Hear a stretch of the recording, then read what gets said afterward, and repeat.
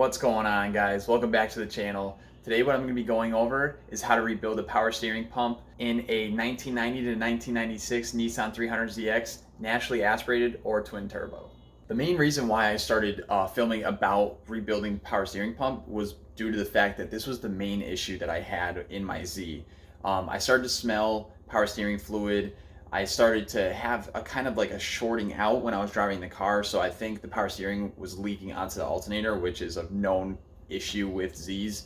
So that was my main issue, and then obviously I took everything out of the car, like the motor and such, and I was like, since I got the motor and crap out of the car, I was like, I might as well just reseal, rebuild everything. So that's why we're gonna be jumping in on the power steering pump right now. Alrighty guys, so here at the power steering pump, basically what we're gonna have to do, so we're going to have to take off these 4 bolts here. Okay guys, pretty simple. So once you take those bolts out, all you're going to do is slip it off, turn it. Okay, and once we take that off, all we're going to do is go ahead and unbolt these two 12mm bolts here.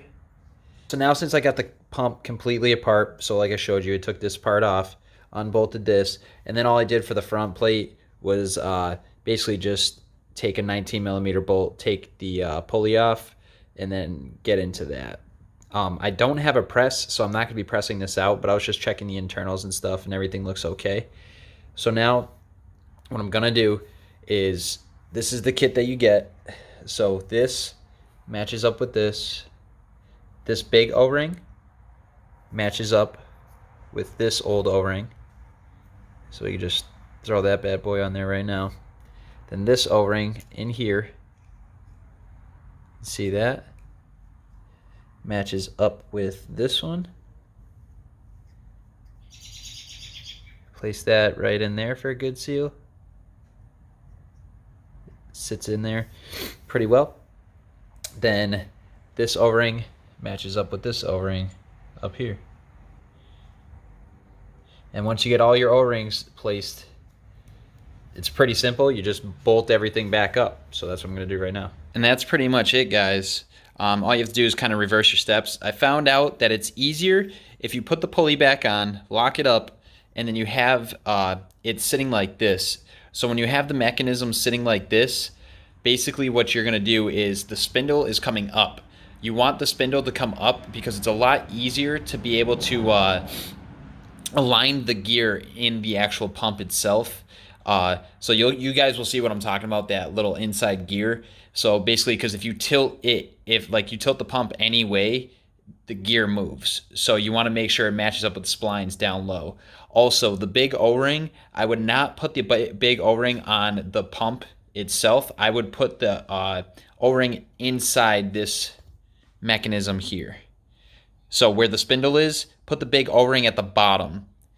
Because the fact that what I tried to do is I tried to put it at the top of the actual pump part and tried to like squeeze it together, and it was just coming out the sides here, and it was really messing up like the O-ring.